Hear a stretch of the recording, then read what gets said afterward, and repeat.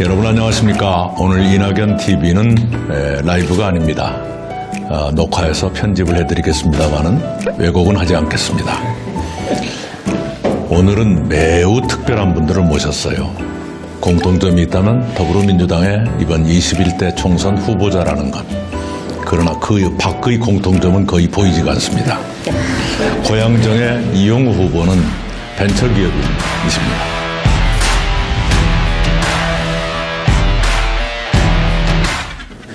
평택을의 김현정 후보는 노동운동가입니다.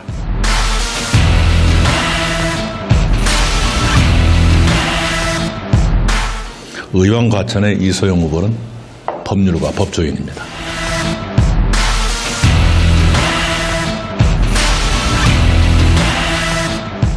그 어떤 공통점도 없습니다. 그리고 저도 이 네 분과 이 세 분과 전혀 겹치지가 않습니다. 성씨가 이가라는 것만 좀 겹치고요. 자, 먼저 우리 출연자들께 자기소개 시간을 드리겠는데 재미없게 하면 잘라버리겠습니다. 안녕하세요. 이소영입니다. 저는 더불어민주당 영입인재 8호고요. 지금 의왕시 과천시에서 더불어민주당 후보로 뛰고 있습니다. 저는 마음에 안 드는 별명은 제가 이름이 이소영인데요.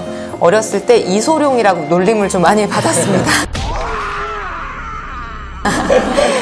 그리고 이름에 소자가 들어가서 그런지 아니면 제가 소띠라서 그런지 모르겠는데 그 예전에 로펌에서 변호사로 일할 때에도 일소다. 너는 이 로펌의 일소다. 이런 얘기를 많이 들었었는데요. 일을 엄청나게 일소. 네, 열심히 하는 소처럼 일하는 네, 그런 변호사다. 이런 얘기를 많이 들었습니다. 밤도 많이 새고요. 혹시 뭐 좀 답답하다 이런 뜻은 아니었죠? 그런 거 아니라고 믿고 있습니다. 우리 이용우 후보는? 예, 저 고양시청에 출마하게 된 이용우입니다. 저는 카카오뱅크의 대표이사를 했고 그 전에 이제 현대그룹 자본시장 쪽 한국투자증권 이런 쪽에 근무해서 실물경제 쪽을 주로 현장에서 했던 사람인데요. 제 별명이라고 하는 거는 한 두 가지가 있었습니다. 짱구. 머리도 그렇게 생겼고요. 그 다음에 꺼벙이. 왜요? 짱구는 보면 좀 엉뚱한 질문. 그리고 이거 당연하다고 하는데 그게 진짜 당연한지. 엉뚱한 질문을 잘 하는 편이고요. 그러니까 역발상을 좀 많이 합니다. 그래서 항상 회사할 때 무슨 문제가 생기면 문제를 제가 풀고 새로운 걸 만들어내는 걸 참 좋아했고요. 그러니까 어떤 일에 대해서 딱 하고 나면 다른 거 별로 신경을 안 쓰고 그냥 그거에 집중하다 보니까 남들이 보고 이거 말을 할 때도 집중하다 보면 거봉이란 별명을 붙여준 친구들이 이 방송을 들으면 저 친구 참 편리하게 산다 이렇게 생각하는 거 아니에요? 그러죠. 예. 제가 해석해서 좋게 하는 게 중요하죠. 그런 것 같아요. 우리 김현정 후보. 예, 저는 이번에 평택시 을에 출마한 김현정이라고 합니다. 저는 지난 20년 동안 노동조합 활동가로 그동안 지냈고요. 사무금융노조연맹 위원장을 지냈습니다. 저는 우분투라는, 김현정 하면 우분투라는 이제 그런 등식이 좀 있는데, 우분투란 뜻 혹시 아세요? 아프리카 말이죠. 이거 아시는 분 저 처음 봤습니다. 모르는 분들은 우리는 분노해서 투쟁한다. 이렇게 해석하는 분들이 있는데, 아프리카 코사족 언어죠. 그래서 상생과 연대, 공생을 의미하는 아프리카 코사족 언어고, 넬슨 만델라 대통령의 정치적 슬로건이기도 합니다. 그래서 저는 사회연대 운동을 그동안 이제 철학으로 이렇게 쭉 해왔고요. 앞으로도 제도권 정치를 통해서 그런 삶을 살려고 이렇게 하고 있는데요. 제 별명은 이제 두 가지가 있는데 하나는 또리 장군, 이제 그냥 만화 캐릭터인데 저랑 이제 비슷하다고. 네. 또리 장군이라는 이유를 그냥 외모 때문에 그런. 김현정 후보를 예전에 만난 적이 있었는데요. 두 가지가 제 예상 밖이었어요. 첫째는 남자였다는 거. 김현정 그래서 김현정 씨가 여기저기 계시잖아요. 여성인 줄 알았어요. 두 번째는 노동운동가 그래서 뭔가 투쟁적이고 좀 무섭고 비타협적이고 그러실 줄 알았어요. 근데 굉장히 합리적이었어요. 그래서 저분이 저렇게 합리적일까 싶었는데 나중에 보니까 국가균형발전위원회 소통분과위원? 네, 균형과 소통 둘 다 지금의 김현정 후보를 만드신 어떤 이미지를 형성하는 데 중요한 역할을 한 것 같아요. 대단히 합리적이고 유연하고 가장 바람직한 대안을 찾으려고 노력하는 분이다. 제가 이게 우리 김현정 동지를 처음 뵀을 때 가진 그 이미지였어요. 우리 평택을 주민 여러분께 제가 혹시라도 저 같은 잘못된 선입견을 가지실까 봐 말씀드린 거예요. 첫째는 김현정은 남자입니다. 둘째는 매우 합리적이고 대안을 찾으려고 노력하는 지식인입니다. 그 말씀을 드리고 싶어요. 저 자기소개 끝나기 전에요, 위원장님. 그렇습니다. 제가 별명에 너무 집중한 나머지 제가 원래 뭐 했던 사람인지 자기소개를 빼먹은 것 같아서 혹시 이소룡으로만 기억하실까봐 원래 뭐 했는지 한마디만 첨언을 하고 넘어가겠습니다. 저는 그 민주당의 8호 영입인재로 영입되기 전에는 변호사로 일을 했고요. 변호사로 일하면서 기후환경 전문가로 영입이 됐습니다. 국가기후환경회의라고 하는 대통령 자문기구에서 미세먼지랑 온실가스를 어떻게 획기적으로 감축할지 정책을 만들었고요. 그 우리 위원장님 국무총리로 계실 때 국무총리 소속의 장관급 위원회인 녹색성장위원회의 민간위원으로 모시고 이제 일을 했었습니다. 예, 맞아요. 네, 이소룡 아닙니다. 혹시 이영우 후보도 제가 이 출연하게 된 목표 중에 하나가 있거든요. 제가 이제 카뱅을 했고 뭐 새로운 것들을 많이 했다 보니까 지역에서는 기대를 많이 하고 있더라고요. 네. 근데 실물을 보고 난 다음에 처음에 놀랐어요. 다들 왜 이렇게 늙었냐. 도대체가. 그러다가 또 이제 대화를 해보면 생각보다 굉장히 유연한데 그래서 좀 그런 부분에서 좀 저도 아직 젊다. 사실은 지금 코로나19 진행되는 과정에서의 우리 경제가 받게 될 상처를 어떻게 할 것인가 하는 문제도 있고 코로나19가 끝난 다음에 남게 될 상처받은 우리 경제는 어떻게 할 것인가 우리 이영우 후보께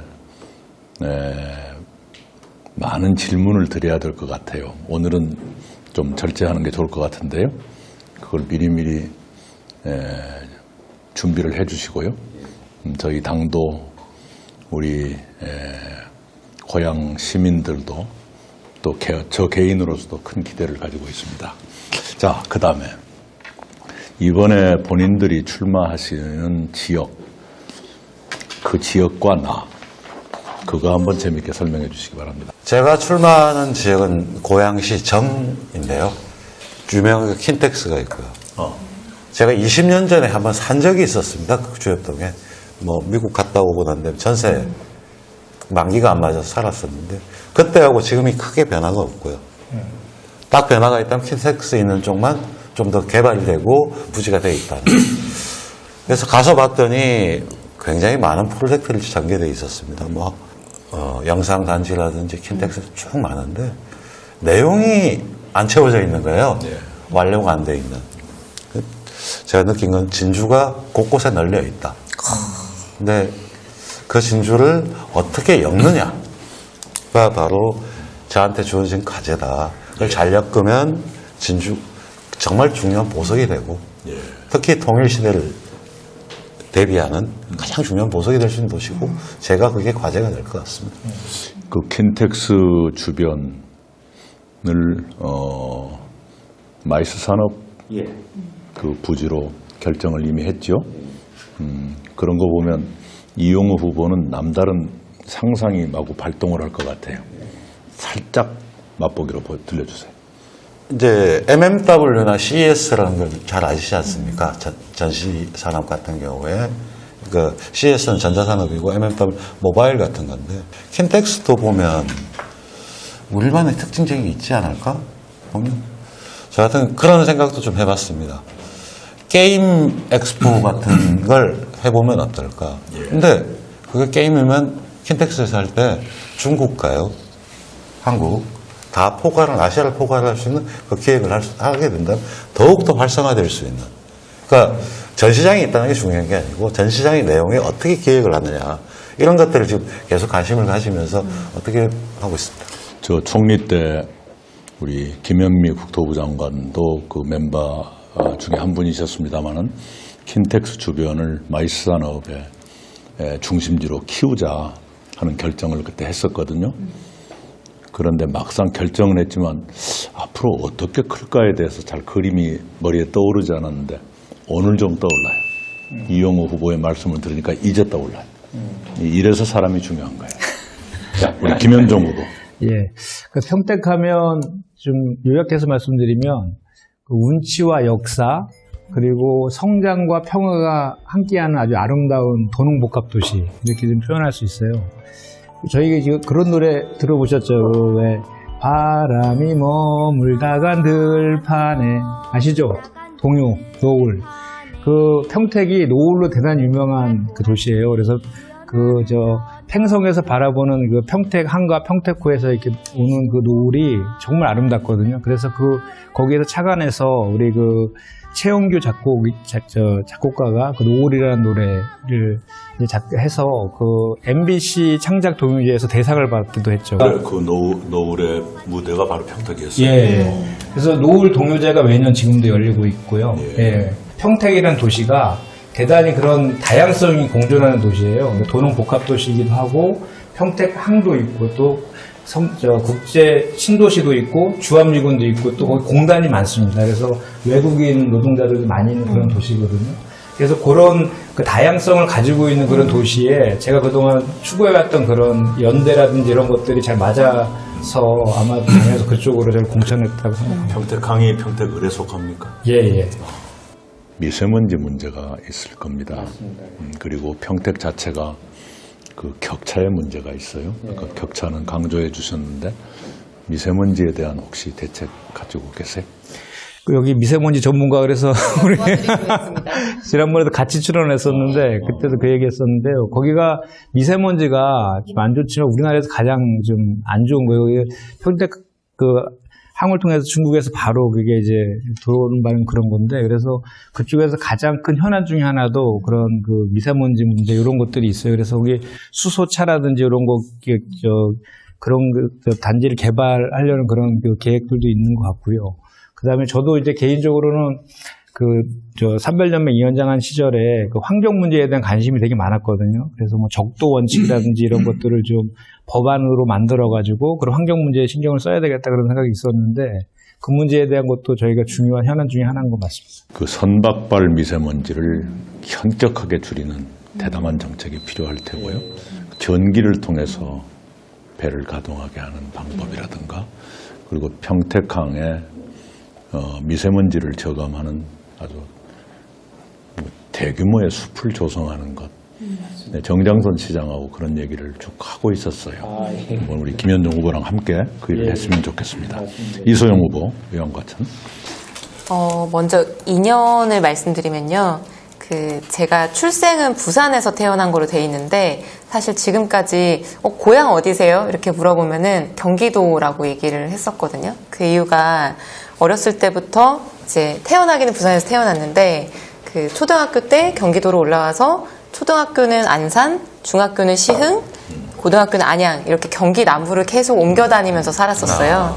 그래서 저희 어머니가 그 식당 주방에서 일하시고 조금 어려운 상황이었는데 좀 주거나 여러 가지 일자리가 안정적이지 않아서 이제 그렇게 많이 이사를 다녔거든요. 근데 제가 고등학교를 다닌 안양하고 딱 접경에 있는 학군도 같고 생활권도 같고 의왕 사람이 안양에 가서 밥 먹고 안양 사람이 의왕에 있는 뭐 미용실 다니고 이렇게 할 정도로 같은 생활권에 있는 곳입니다. 그래서 제가 이제 백영고등학교라는 고등학교를 나왔는데 백영고 나왔습니다라고 하면은 다들 관내 고등학교처럼 이렇게 생각해 주시는 지역이에요. 그래서 그런 인연이 있고요.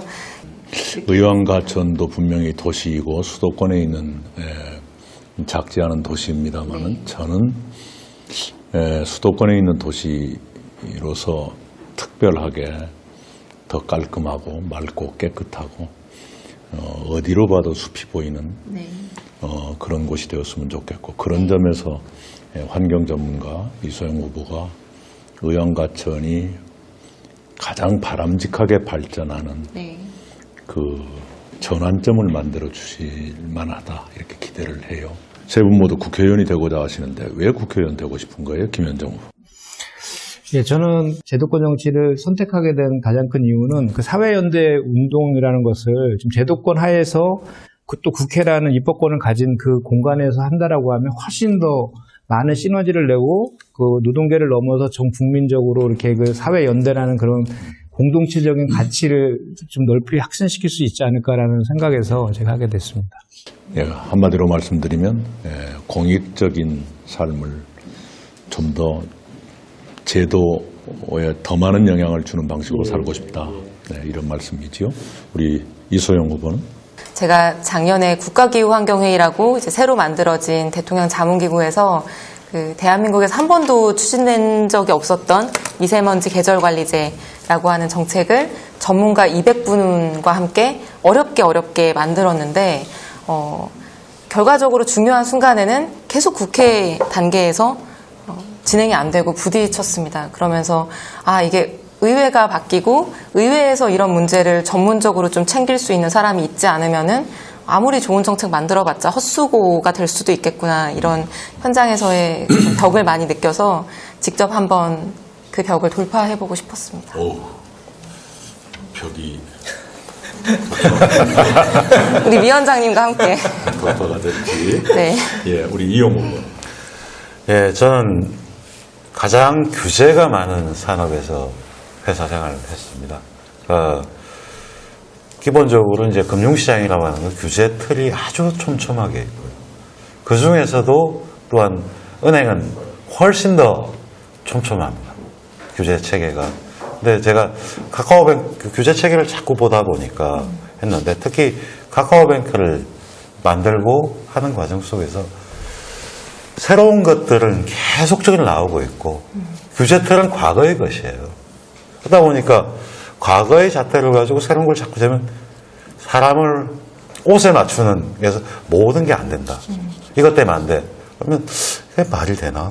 그래서 예전에 총리님하고 은행장 회의할 때도 그런 얘기를 했습니다. 이미 시대에 뒤떨어진 규제는 없애야 되고 또한 새롭게 강화해야 되는데 그러려면 네거티브 규제 시스템을 도입을 해야 된다. 그리고 규제는 굉장히 세밀하게 다뤄야 되는 분야라고 생각했습니다. 그건 제가 경험을 가진 사람으로서 제도를 바꿔야 된다. 이런 생각을 했었습니다.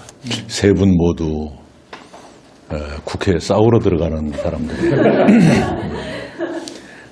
김현정 후보는 공익적인 삶을 살고 싶다라고 말씀하셨는데 국회에 들어가 보면 이익의 충돌을 많이 느끼실 거예요.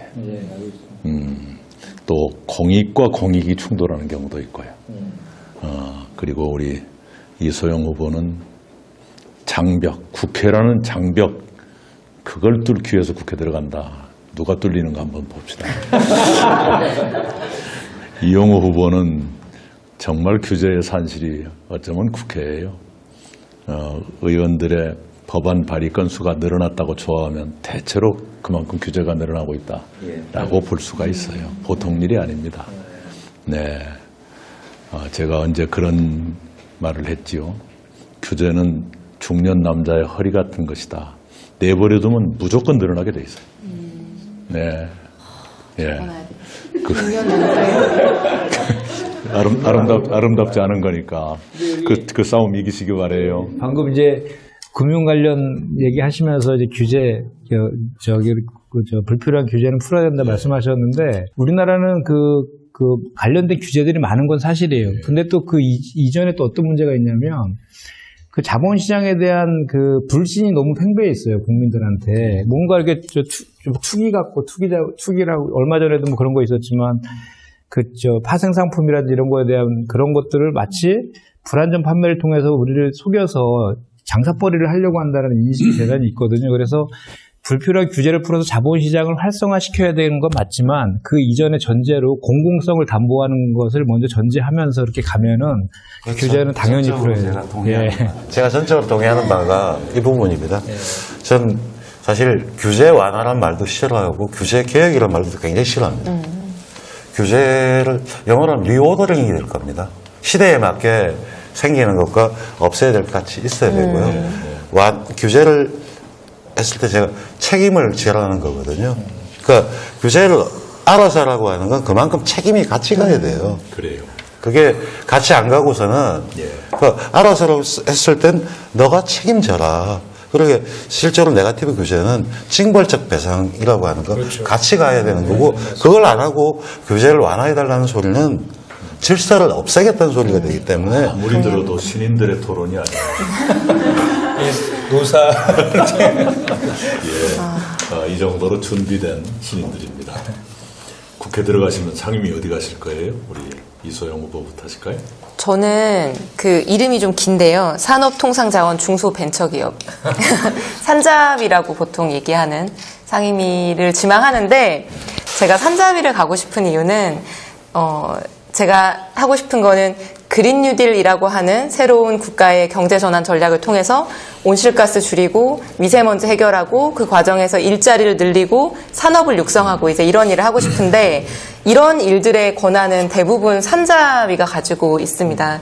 그리고 이제 온실가스와 미세먼지를 줄이는 게 에너지 부문에서의 정책이 굉장히 중요한데 에너지 부분에 대한 권한은 산자위가 가지고 있어서 산자위에 가서 일하고 싶습니다. 의왕과천에 중소기업들 많지요? 많습니다. 네. 거기 중소기업은 뭐 지원을 많이 필요로 하고 네.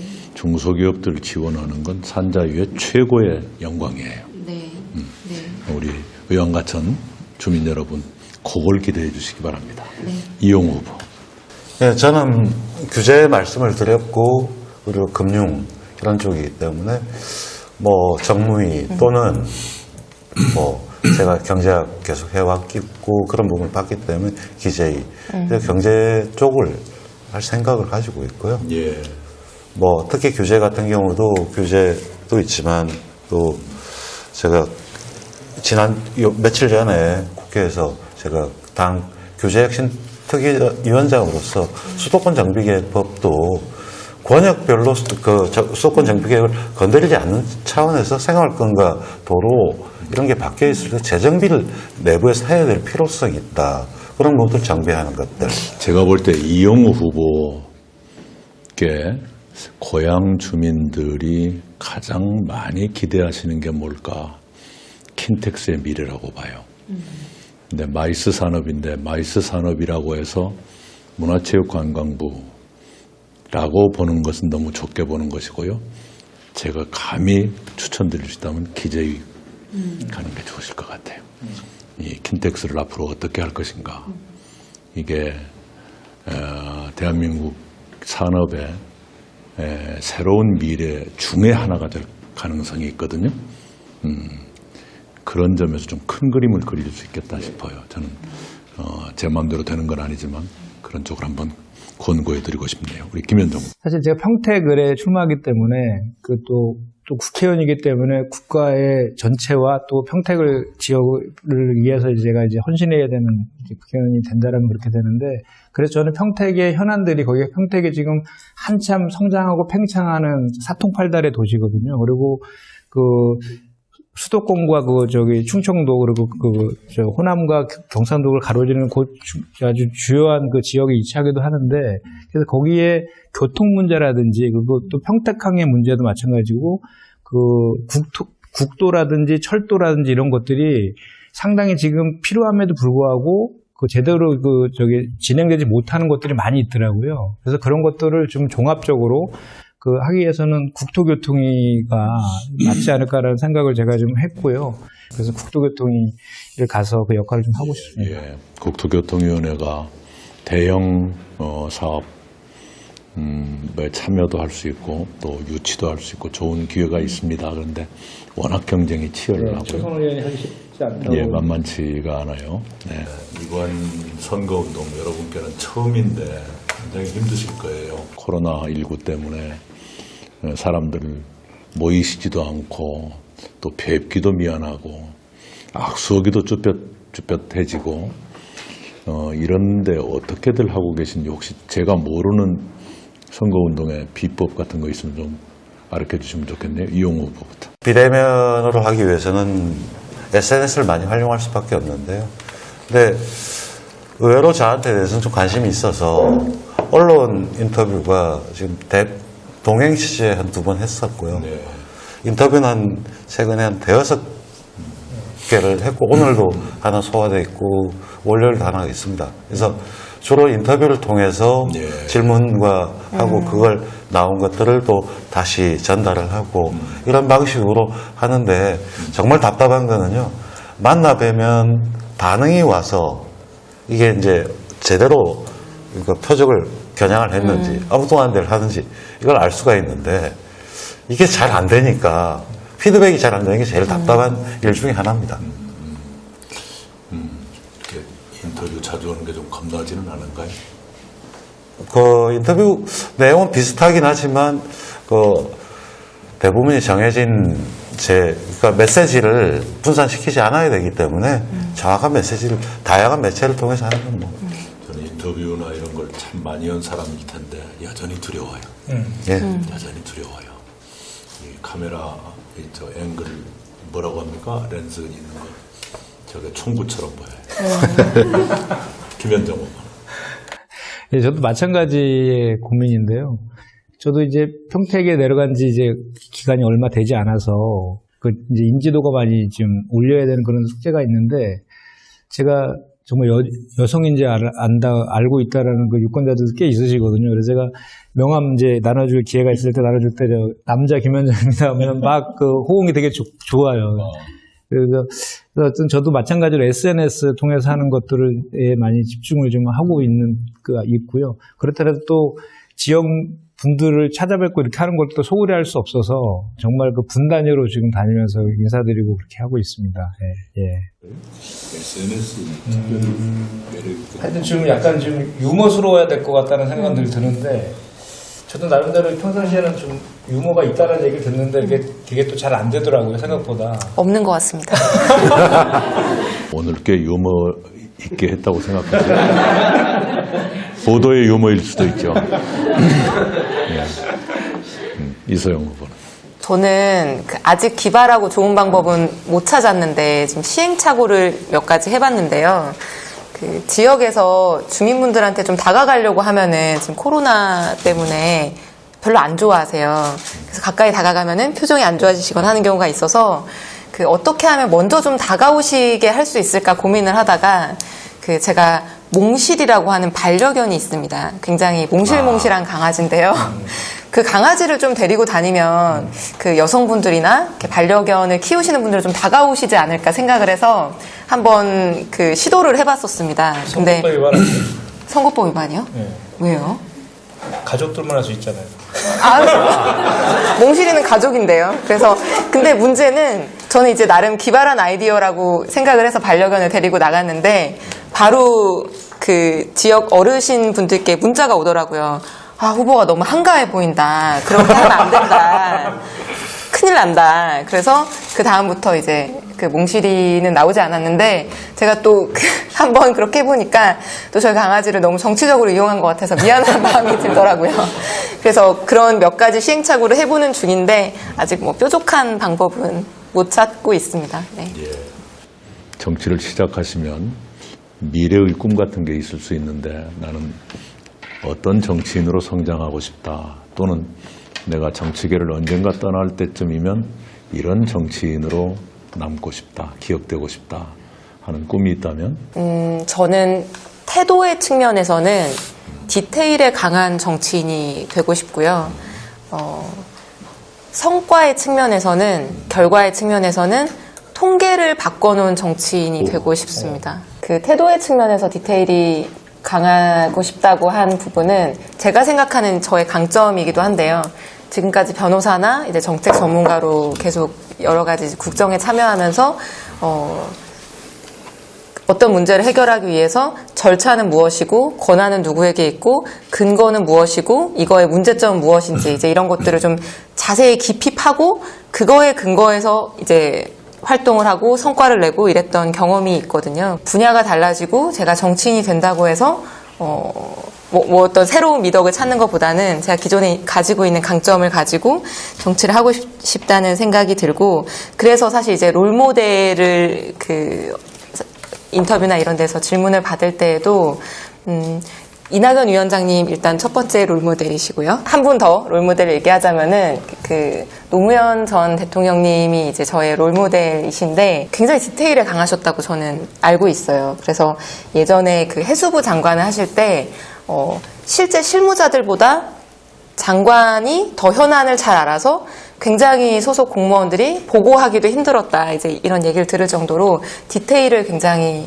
중요하게 생각하시고 잘 챙기시는 분이셨다. 이런 얘기를 많이 들었는데 저도 그런 디테일에 강한 사람이 되고 싶고, 그 성과의 측면에서는 추상적인 어떤 이념을 가지고 싸워야 될 때는 또 그런 것들을 가지고 싸워야 되겠지만 실질적인 어떤 변화를 만드는 그게 작은 것들이 아니라 정말 사회에 어떤 통계를 바꿀 정도의 그런 근본적인 변화를 만들어낼 수 있는 그런 굵직한 성과들을 만들고 싶습니다. 예, 만약에 이소영 후보께서 먼 훗날 대통령 되시면 통계청장은 힘들겠네요. 네, 통계를 바꿔야 되니까요. 글쎄 매번 이용 후보. 의료보험 확대나 기초연금 도입이나 이럴 때 사실 진보 진영에서는 그거밖에 안 되는 걸 왜 하냐는 논란이 있었고, 보수에서는 굉장히 이러면 안 된다 이런 논란이 있었는데, 김대중 대통령께서 아주 자그마하지만 도입을 해서 실천이 들어갔던 거, 그러면서 그게 차츰 확대해가지고 차상위층 늘어나면서 많은 부분이 커버가 됐던. 그러면 이거는 뭐냐 하면 문제를 해결할 때 아주 실용적으로 딱 이게 하나가 작동이 되면 차곡차곡 되게 만드는 디테일과 같이 나가는 그런 것들을 해보고 싶습니다. 그래서 지금 보면 여야가 서로 다른 이야기를 하지만 서로 다르다는 걸 인정하고 거기서 최소한의 같이 할 수 있는 게 뭘까? 그걸 하나씩 하면서 조금이라도 앞으로 나갈 수 있게 하는 그런 정치인이 되고 싶습니다. 예, 진작에 가요. 좀 이따 얘기해 드릴게요. 김현정. 저는 그 이슈를 좀 주도하고 결과를 내는 그런 정치인이 좀 되고 싶어요. 세 분의 공통점이 있어요. 결과예요. 세 분 모두 결과를 언급하셨어요. 이소영 후보는 통계를 바꾸는 결과, 이용우 후보는 처음엔 작아 보이더라도 위대한 시작이 되는 결과, 그리고 이제 김현정 후보는 뭔가 결과를 내는 정치, 그걸 이제 실용주의라고 할 수도 있고 책임 정치라고도 할 수 있는데요. 그 점은 저하고 공통되는 것 같아요. 두 분이 노무현 대통령, 김대중 대통령 말씀을 주셨는데요. 두 분의 전직 대통령의 공통점은 대단한 독서가였다고 하는 것. 공통점이죠. 조금 이제 스타일은 다르죠. 노무현 대통령은 그 패기만만한 도전 같은 것, 때로는 무모해 보이는 도전이 우리 국민들께 깊은 감동을 주었고, 그것이 우리 마음속에 있는 어떤 장벽, 그리고 우리도 뚫지 못하는 그 장벽에 부딪혀서 장렬하게 이렇게 좌절하는, 그것을 통해서 우리를 깨우쳐 주신 그런 드라마를 가진 분이 노무현 대통령이시지요. 근데 김대중 대통령은 정말 항상 균형을 생각하시고 정말 디테일에 강하신 분은 김대중 대통령이세요. 2000년 그때가 6월쯤 됐을까요? 6월, 6.15 정상회담 직후였는데, 그때 사상 첫 남북 정상회담이 있었기 때문에 우리 새천년 민주당의 정강 정책을 바꾸게 됐어요. 그해 8월 전당대회에 그 새로운 정강 정책을 채택해야 돼요. 그때 제가 이제 정조위원회, 제1정조위원회 부위원장, 이고 제1정조위원회 위원장이 백이선 의원, 그 위에 정책위 의장이 이해찬 대표이셨어요. 정책위장인데. 그때는 김대중 대통령님이 총재를 겸하고 계셨거든요. 그걸 결재를 받아야 돼요. 네, 정강정책의 책이 이렇게 두꺼웠어요. 그걸 이해찬 정책위 의장이 큰 소리로 처음부터 끝까지 읽으셨어요. 낭독을 하고. 김대중 대통령님은 가만히 듣고 계셨는데, 다 듣고 난 뒤에 두 가지 말씀을 하시더라고요. 아까 정강정책 전문에, 앞전자 전문에 세계와 정보화에 관한 언급이 이렇게 돼 있었는데 그것을 이렇게 바꾸면 어떻습니까? 하면서 굿을 하시더라고요. 받았었죠. 저희 같은 젊은 사람들이 보름 동안 끙끙매서 내놓은 것보다 더 멋진 문장이었어요. 그때는 저희가 이게 뭘까, 경이롭달까. 그 다음에 두 번째 말씀이 아까 경제 분야 정책에 R&D가 있던데 우리말로 뭐라 합니까? 예, 연구개발입니다. 그러면 연구개발 쓰시고 괄호 열고 R&D 하십시오. 신문사로 치면 차장이 할 일인 대통령님이 이렇게 지시를 하시는 거예요. 그 디테일에 예, 이제 그리고 이제 보고가 끝나고 그러면 수박이나 드세요. 메론이든가 하여튼 과일 드세요 하고 이제 대통령님은 가셨어요. 그때 정무수석이 남궁진 수석이셨는데 대통령님 이렇게 가시고 우리는 대통령 뒷모습에 대고 예 감사합니다 이렇게 이제 그러고 돌아오자마자 정무수석이 우리에게 맨 첫 번째 한 말이 뭐였겠는가 이게 퀴즈입니다. 거의 한 2시간가량 걸렸어요. 긴장도 됐고 결제를 받았는데 그리고 이제 마치고 가셨는데 대통령 가신 뒤에 정무수석이 우리한테 하신 말씀 담배 피세요. 디테일 얘기가 나와서 넘어가기 전에 목격담을 하나 얘기하자면은 아마 영향을 받으신 거라는 생각도 지금 이제 말씀 듣다 보니까 생각이 드는데 위원장님께서도 디테일로 치면은 굉장히 디테일 중요하게 생각하시는 분이라고 제가 끔찍하게 생각하는 그게 예전에 녹색성장위원회 제가 이제 위원으로 활동할 때 위원장님이셨어요. 근데 회의를 할 때 두 부처의 장관님들께서 막 피 튀기게 싸우고 계셨어요. 이 단어를 빼야 된다, 넣어야 된다 막 싸우고 계셨는데 그 싸우는 얘기를 들으면서 이렇게 문서를 한 40페이지짜리 되는 문서를 넘겨보시고 계신 거예요. 그러다가 아니 요 앞에 이 두 가지의 지금 싸우는 쟁점을 다 포괄하는 내용이 들어가 있는데 왜 싸우느냐 하는 그 문구를 딱 집어내셔가지고 그 상황과 갈등을 딱 정리를 하시면서 이 문구가 그렇게 문제가 되면은 내가 직접 수정을 하겠다. 그래서 그거를 문구를 가져와라 이렇게 하셔가지고 그 회의에서 직접 이렇게 조사까지 표현을 만드셔서 완벽한 두 부처의 이해관계가 완벽하게 조화된 결론을 딱 만드시고 이거 어떻습니까? 이렇게 하시는데 그 두 부처 장관님들이 갑자기 이렇게 그래서 그 짧은 시간에 한 40페이지 정도 되는 엄청난 그 자세한 내용이었는데 거기에서 딱 구체적인 내용을 찾아내셔가지고 그 쟁점하고 연결을 시키셔서 문제를 해결하시더라고요. 그래서 진짜 디테일에 강하시구나. 저도 경이롭다 이런 생각을 했었거든요. 전기요금과 관련되는 네네 맞습니다. 아주 민감한 표현이었어요. 네네. 한쪽은 어떻게 해야 된다, 한쪽은 안 된다. 근데 양쪽 모두 시비 걸 수 없는 문장을 제가 만들어냈었죠. 근데 제 발명이 아니고 그 서류 내부에 어딘가에 있었어요. 그걸 끌어내가지고 붙이니까 됐어요. 제가 자연스럽게 우리 총리님한테 궁금한 게 있는데 지금 그냥 이어서 해도 될까요? 네, 그렇습니다. 제가 알기로는 총리님은 이렇게 어떤 모임이나 이런 게 있으면 그 모임에 참석한 처음 본 사람들을 다 이름을 다 그 자리에서 바로 언급할 정도로 그게 다 그렇게 하신다라고 또 멘트도 되게 보면 되게 절제되면서도 되게 준비된 멘트 같은 그런 느낌, 그런 걸 많이 하잖아요. 그리고 부드러운 목소리와 이렇게 낮은 톤으로 상대방을 좀 뭐랄까 이렇게 압도한다나 이런 카리스마 같은 게 있으신데 그런 거를 어떻게 연습이나 준비를 하시는 건지 아니면 그런 것들 몸에 이렇게 습관화 되기까지는 대단한 그런 노력이나 이런 것들이 필요해 보이는데 어떠신지 궁금해요. 예, 제가 이제 영업 비밀인데 좀 알려주십시오. 20분에서 30분 사이는 그 자리에서 성함과 직책을 외울 수 있어요.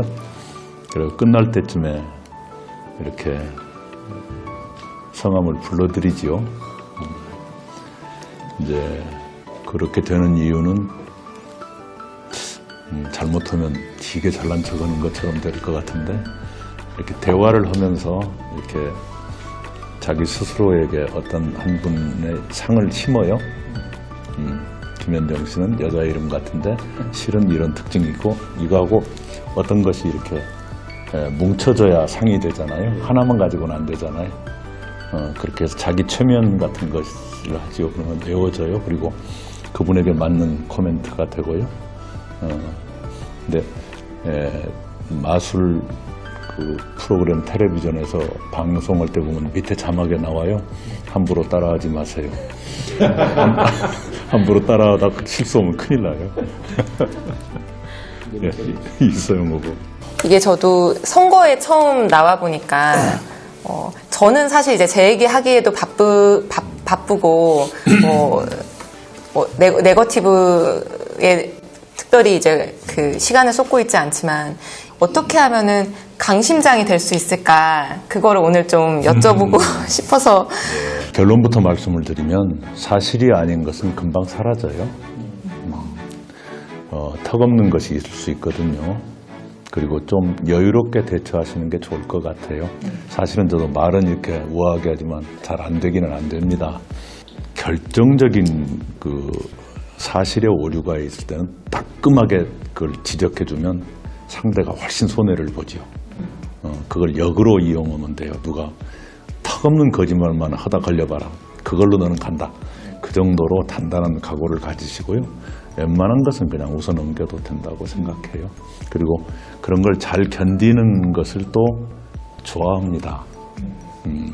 예를 들어서 제가 총리 인사청문회를 이틀을 했는데요. 저는 제 인생을 완전히 그냥 탈탈 털렸다고 생각했어요. 완전히 그냥 그 뭐랄까요. 누더기가 돼버린 것 같은 느낌을 받았어요. 그런데 밖에 나왔더니 사람들은 누더기라고 보는 게 아니라 인내심이 강한 사람이라고 보더라고요. 그게 사람들의 안목인 것 같아요. 예, 우리 이용훈 후보는. 저는 궁금한 게 그렇게 많지는 않은데요. 근데 뭐 아주 사소한 거. 저 죽으라는 어디 시죠? 농협이에요. 혹시 카백은 써보셨나요? 제가 이걸 여쭤보는 게 더 젊은 사람들은 소통을 할 수 있지 않을까 그런 부분이 있어서 여쭤봤습니다. 해볼게요. 해볼게요. 예. 오늘 이낙연 TV, 이낙연의 본편지 제가 많은 것을 공부한 시간이었습니다. 시청자 여러분 어떻게 보셨는지 모르겠습니다. 여러분 보셨다시피 더불어민주당의 영입 인재들 참 대단합니다. 오늘 이 토론은 정치 신인들의 토론이 결코 아닙니다. 세상의 각 분야에서 상당한 정도까지 경지에 이른 분들의 아주 품격 높은 토론이었습니다. 이분들이 펼쳐갈 정치, 저도 설레는 마음으로 기대합니다. 감사합니다. 저도 기대합니다. 네. 고맙습니다. 네, 고맙습니다. 감사합니다.